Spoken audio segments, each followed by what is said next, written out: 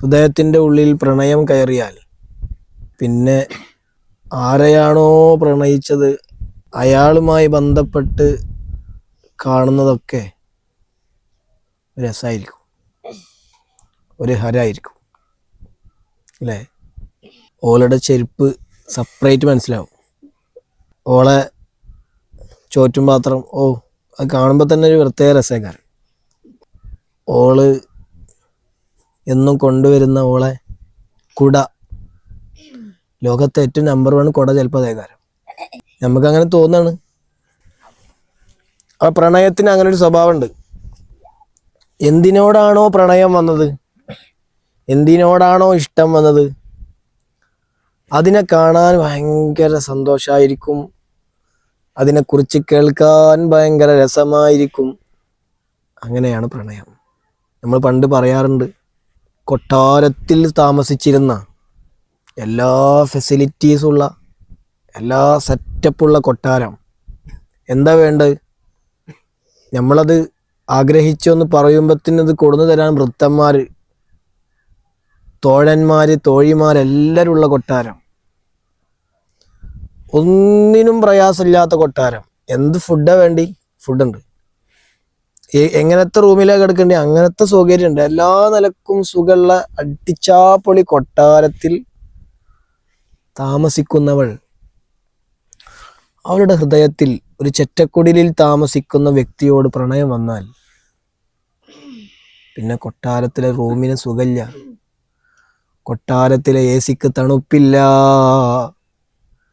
കൊട്ടാരത്തിൽ അവൾ എന്നും കഴിച്ചിരുന്ന ഭക്ഷണത്തിന് സ്വാദില്ല.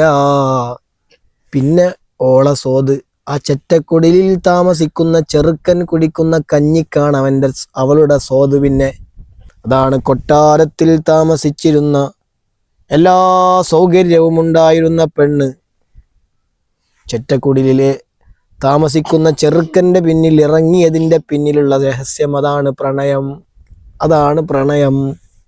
വല്ലാത്തൊരു മാസ്മരികത ഉള്ള അല്ലേ? മനുഷ്യർക്ക് ഒരുപാട് വികാരങ്ങളുണ്ട്. ദേഷ്യം ഒരാളെ വികാരമാണ്, ക്ഷമ അത് വേറൊരു വികാരമാണ്, വെറുപ്പ് മറ്റൊരു വികാരമാണ്. ഇങ്ങനെ മനുഷ്യ ശരീരത്തിൽ ഒരുപാട് വികാരങ്ങളെ അള്ളാഹു സന്നിവേശിപ്പിച്ചിട്ടുണ്ട്. ആ വികാരങ്ങളെ കൂട്ടത്തിൽ ഒരു പ്രത്യേക,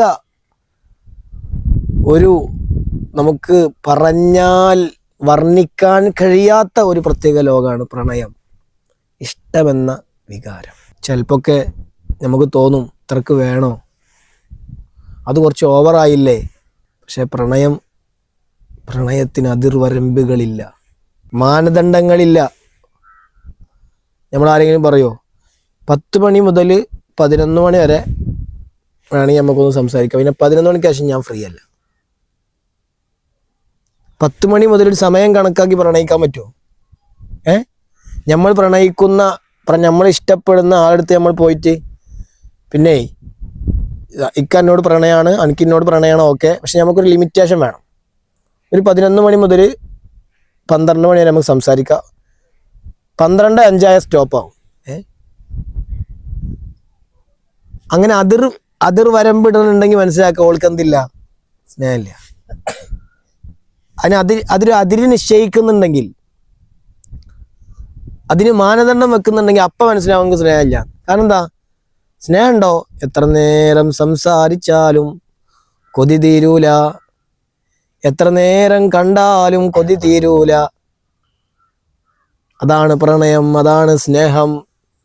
ഇത് സ്നേഹത്തിൻ്റെ പ്രകൃതിയാണ്. ഇനി ഇവിടെ ഉള്ളൊരു വലിയ വിഷയം എന്താണെന്ന് വെച്ചാൽ, എവിടെയാണ് ഈ സ്നേഹം നമ്മൾ കൊണ്ടുപോയി ഫിറ്റ് ചെയ്തത് എന്നുള്ളതാണ് വിഷയം. സ്നേഹം ഇതാണ്, അത് സത്യമാണ്. സ്നേഹത്തിന് അങ്ങനെ അതിൻ്റെ സ്വഭാവം അങ്ങനെയാണ്, അതങ്ങനെ ഒഴുകും, അതങ്ങനെ ഒഴുകിക്കൊണ്ടേയിരിക്കും. അതിന് തടയിടാൻ ആരെങ്കിലും ശ്രമിച്ചു കഴിഞ്ഞാൽ അതിന് മേലെക്കൂടെ ചാടിക്കടന്നു പോകും. അങ്ങനത്തെ ഒരു പ്രത്യേക ഫീലിങ്സ് ആണ്, ഒരു വികാരമാണ് സ്നേഹം. അതൊക്കെ നമുക്കുണ്ട്. മനുഷ്യ ഹൃദയത്തിൽ അള്ളാഹു ഈ ഒരു സ്നേഹത്തെ സന്നിവേശിപ്പിച്ചിട്ടുണ്ട്. പക്ഷേ ആ സ്നേഹം എവിടെ ഫിറ്റ് ചെയ്യണം? ഒരു പെണ്ണിൻ്റെ പേര് പറയാം, അവിടെയാണോ? അല്ലെങ്കിൽ വേണ്ട, ആടി തകർത്ത് കളിക്കുന്ന കളിക്കാരനിലാണോ അത് ഫിറ്റ് ചെയ്യേണ്ടത്? അതല്ല അഭിനയിച്ച് അഭിനയ ലോകത്തെ മുഴുവൻ കീഴടക്കിയ നമ്പർ 1 നടനിലാണോ ആ സ്നേഹത്തെ ഫിറ്റ് ചെയ്യേണ്ടത്? ഇതൊരു വിഷയമാണ്.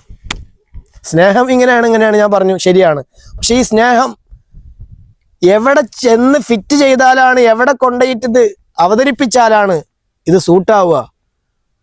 അപകടമല്ലാതെ, അപകടത്തിൽപ്പെടാതെ, ടെൻഷനാവാതെ, പ്രയാസപ്പെടാതെ എങ്ങനെ രക്ഷപ്പെടാൻ കഴിയും? ഇത് എവിടെ വെച്ചാലാണ് ഇത് രക്ഷപ്പെടുക? അതൊരു വിഷയമാണ്. നമ്മൾക്കൊക്കെ സംഭവിക്കുന്ന ഒരു വിഷയതാണ്. നമുക്കൊക്കെ സ്നേഹം എല്ലാവർക്കും ഒരേപോലെ തന്നെയാണ്.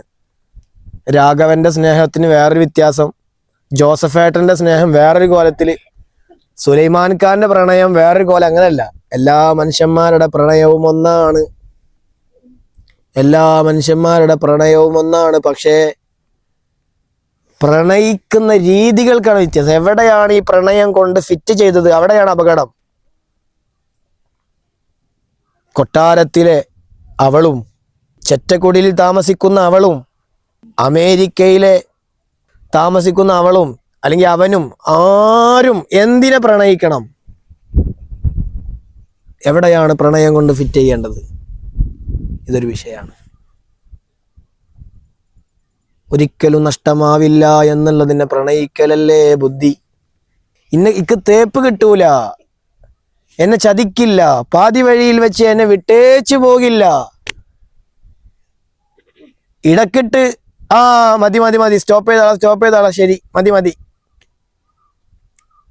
അല്ലെങ്കിൽ ഇക്ക് പുതിയൊരു അഫെയർ വന്നിട്ടുണ്ട്, എനിക്കൊരു പുതിയൊരു പ്രപ്പോസൽ വന്നിട്ടുണ്ട്, സോറി, ഇനി മുതൽ നമ്മൾ തമ്മിലുള്ള മീറ്റിംഗ് ഇല്ല.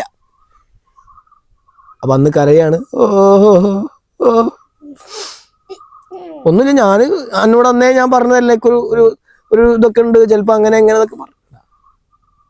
ചിലപ്പോൾ അങ്ങനെ പാതി വഴിയിൽ വെച്ച് നമ്മളെ വിട്ടേച്ച് പോകും.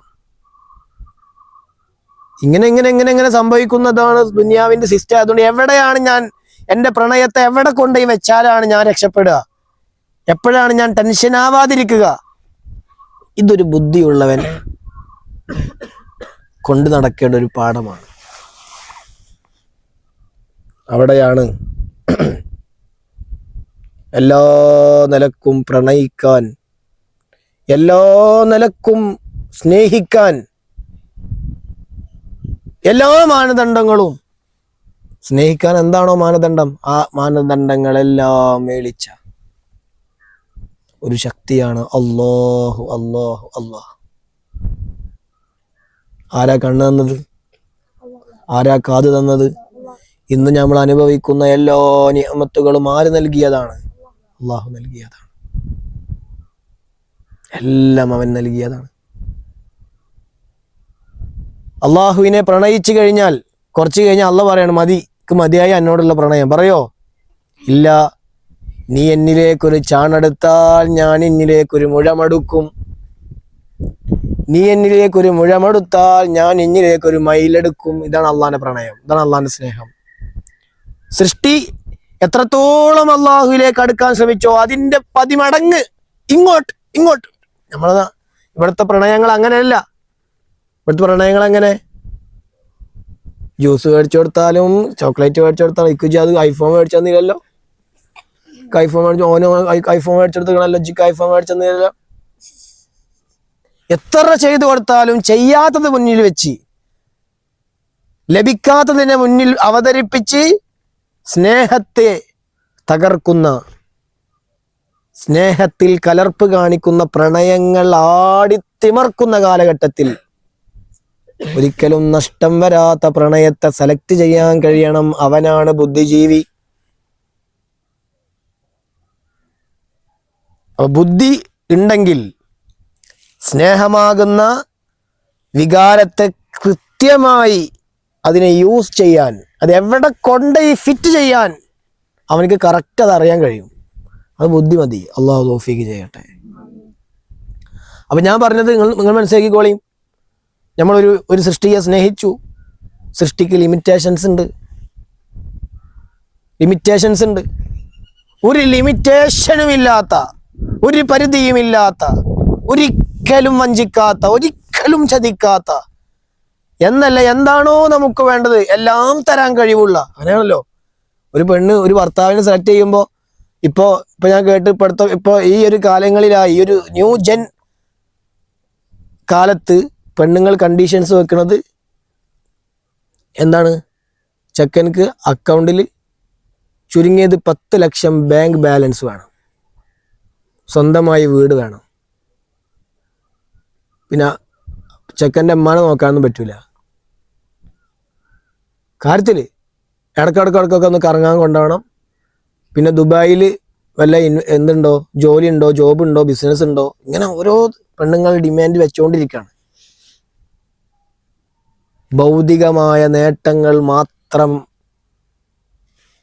ഈ ഒരു ബന്ധത്തിൻ്റെ, ഈ ദൃഢമായ ബന്ധത്തിൻ്റെ, ഒരു ഭാര്യ ഭർത്ത ബന്ധം എന്ന് പറഞ്ഞാൽ എത്ര വലിയ ബന്ധമാണ് അല്ലേ? ഒരു ഭാര്യ, ഒരു പരിചയം പോലും ഇല്ലാത്ത രണ്ടാളുകൾ തമ്മിൽ കണക്റ്റായിട്ട് അവിടെ ഉത്ഭവിക്കുന്ന പ്രതിഭാസം എന്താണ്? ഉമ്മയാകുന്നു, ഉപ്പയാകുന്നു. ഉമ്മ എന്ന ഒരു വലിയ ഒരു സംവിധാനം ഉണ്ടാകുന്നത് ഈ ഒരു ബന്ധത്തിലൂടെയല്ലേ? ഉപ്പ എന്ന് പറയുന്ന വലിയ ബന്ധമുണ്ടാകുന്നത് ഈ ഒരു ബന്ധത്തിലൂടെയല്ലേ? അത്രമേൽ പവിത്രമായ ഒരു ബന്ധത്തിനെ പോലും, അതൊന്നും വിഷയമല്ല. ദുബായിൽ ഫ്ലാറ്റ് ഉണ്ടോ? ഓക്കെ. ഫെരാറി കാറുണ്ടോ? Double okay. കറങ്ങാൻ കൊണ്ടുപോവോ? ശരി. വ്ളോഗറാണോ? ഞാൻ റെഡി.